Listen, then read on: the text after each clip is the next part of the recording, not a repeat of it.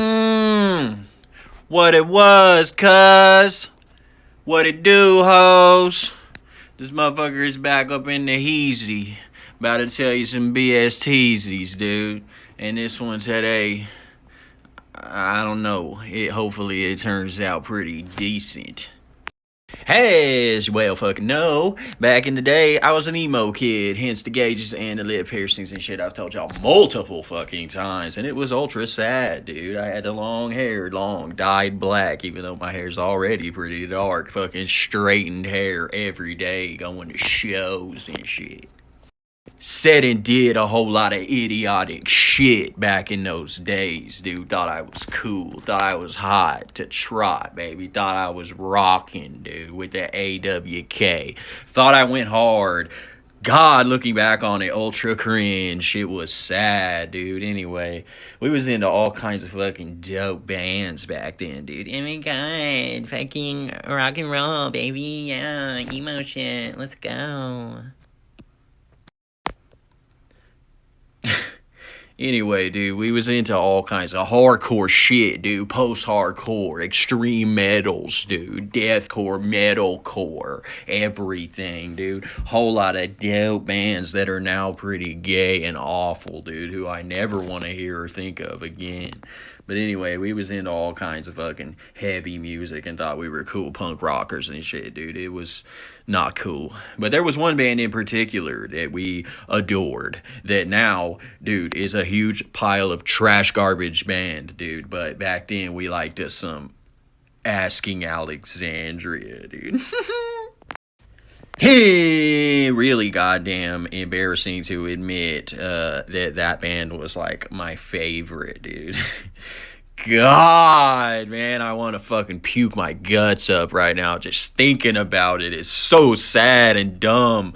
But we love that band, dude. We loved them so much. It was weird, dude. And we would be like, I'm the one that showed you. No, I'm the one that showed you. No, I showed you. And like get in fights about who showed the other one, Asking Alexandria, dude. God, put a gun to my head right now. But anyway, cousin, we yanked off to some Asking Alexandria daily, dude, with candles lit around us and shit. It was weird. Anyway, we love that band. And one day, we got the opportunity to go see them at the Ridgely Theater off in Fort Worth across from a Starbucks that I used to go to have AA meetings with my sponsor. Years after I was getting shit plastered at fucking Asking Alexandria at Ridgely. I had me a little girlfriend that went to the Asking Alexandria show, and she was with her little friend, and they were like, "Oh my god, it's fucking Asking Alexandria! Oh my god!" They didn't talk like that. They talked more like they were the cool chicks and rocker chicks and shit like that. But they were stoked about it, and we were too. And it was a weird experience, dude. It's like it was cool then, but it's weird looking at it now, cause this shit was lame. As I continue to make derogatory remarks about myself back in my scene phase. Thought I was a scene king and shit. So we went to see Asking over there at the Ridgely, dude. Before the show, there was some kind of bands playing, talking about names like Bullet for a Pretty Boy and just dumbass shit, dude.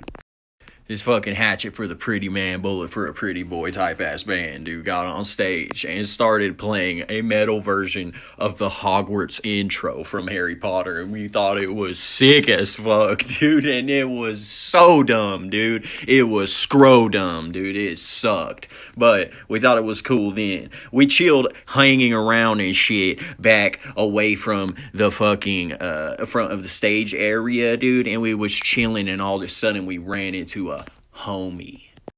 We started fangirling hard, dude, and whipped out our wieners and started touching them, dude, because the guy we ran into was none other than Danny Whore-slop, the lead singer of Asking. We were like, holy fuck, dude. He was British as shit, dude. The girls were fucking stoked and amped as shit that we had ran into them, and they were chattering so much while me and the nerd Wayne was trying to have a cool conversation with Danny of Asking, dude. We were just trying to chill and everything, and they kept trying to butt in and interrupt and try to get autographs and shit. We were like, get the fuck back, dude. We gotta talk to our homie, this British motherfucker. Nerd Wayne, always with the antics, was immediately, quickly said to Danny, "Let's buy you a Jack and Coke and get you plastered, man." Danny looked at us, and suddenly the fool said, "We're already drunk as shit. We broke into the fucking liquor cabinet, and now we're fucking twisted off." Something like that, dude. He was talking about being twisted off and throwed, trying to claim that him and the rest of the band had broken into the liquor cabinets there at the Ridgely and got wasted, dude. So that was just his way of saying, yeah, I'd prefer not to have my drink roofied by you weird super fans. Suddenly that fool was like, "Are these your girlfriends?" I was like, "This one is my girlfriend and the other one's her friend and shit." He was like, "Would you mind if I fucked him?" Psych, he didn't say that. The fool didn't say nothing like that, or we would have had to fucking jack slap him upside that British chin. I don't remember anything else about the conversation with Danny Whore-slop because I had probably about a liquor cabinet's worth of alcohol in my system. I was already fuck blasted. And I'm pretty sure that fool got sick of fucking listening to us weird hillbillies fucking talk to him about how much we thought his music was cool and shit. So he probably walked away at a rapid pace. It's sad, but I guarantee you that fool remembers not 1 millisecond of that interaction.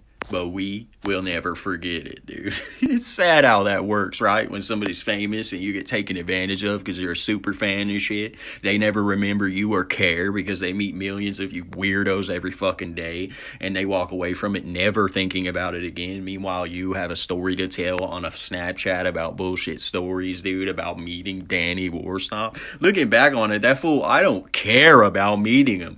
Don't care at all. Don't give a fuck about that dude. Why did I care? And the moment that I realized that I didn't give a fuck about Danny or any of Asking Alexandria was when them fools took the stage.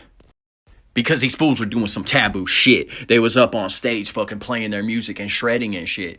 But they had all of their songs on a backing track playing that you could hear. They were just playing to their own songs. They weren't playing from memory and shit like that. Just playing to their songs, dude. You might not realize if you're not big on music and shit, but that's the lamest shit you can ever do. Especially in metal when you're supposed to be doing technical, cool shit and stuff like that. You're basically tracing, dude.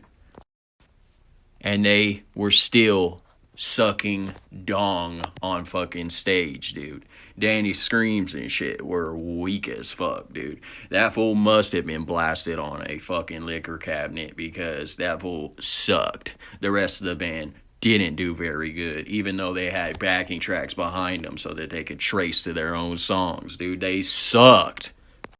After the show was complete, though, and we rolled out of there, dude, we had a few words, me and Nerd Wayne, about how much Asking Alexandria sucked balls on stage, dude. And we decided, fuck that band, dude. Didn't care, never looked back, never listened to them the same way again. And these days, I make it a point not to go listen to any of their fucking discography. Not only were they trash garb live, but also they were an embarrassment whenever some years passed and we looked back on it, dude. But I'm smashing upon them a little fucking ferociously, dude. They weren't that fucking bad. Like, they had some pretty cool, like, emo bangers and shit like that. But, dude, they fucking spiraled out of control into some sort of fucking trash fucking music that can't even be classified as music, dude. It's fucking sad. If you still listen to them, go fuck yourself.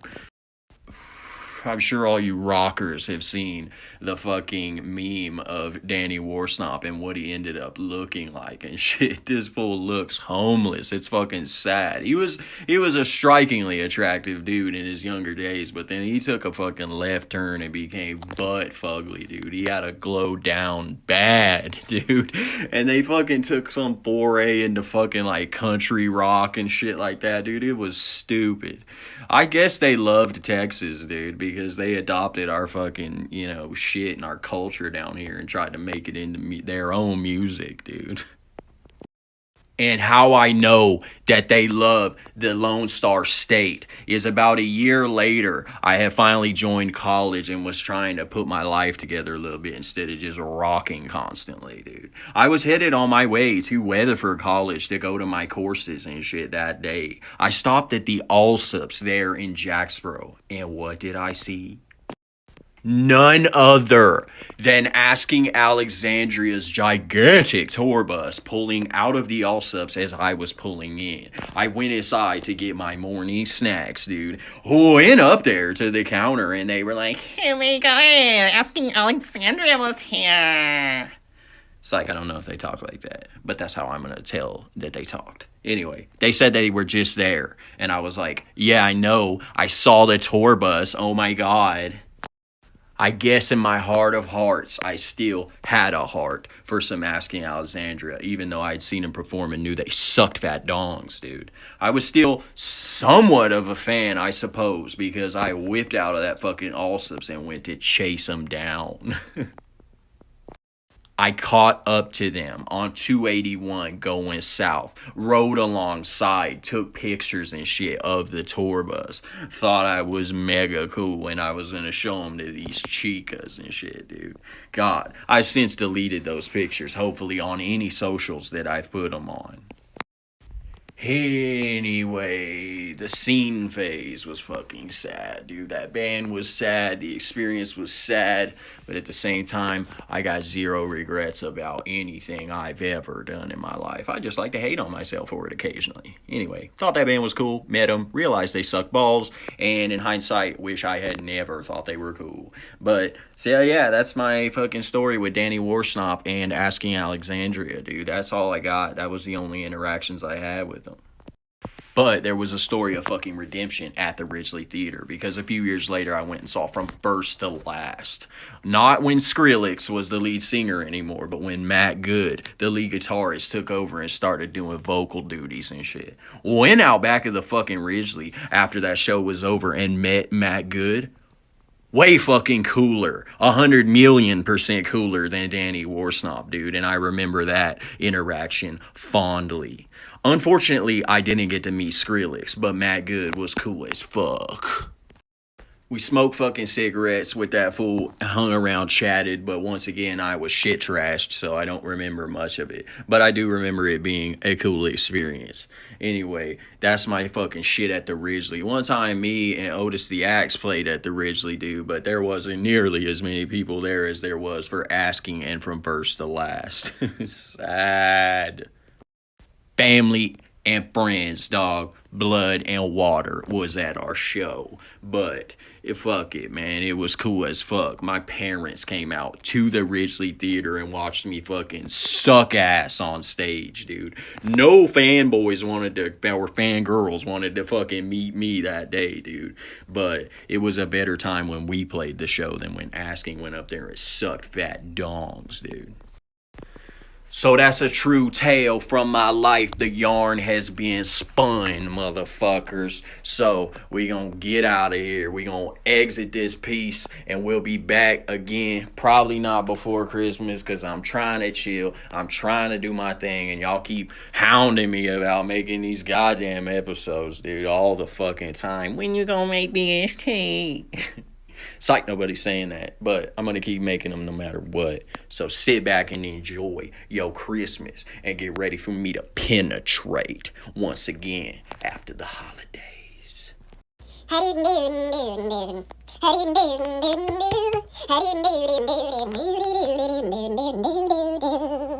Peace.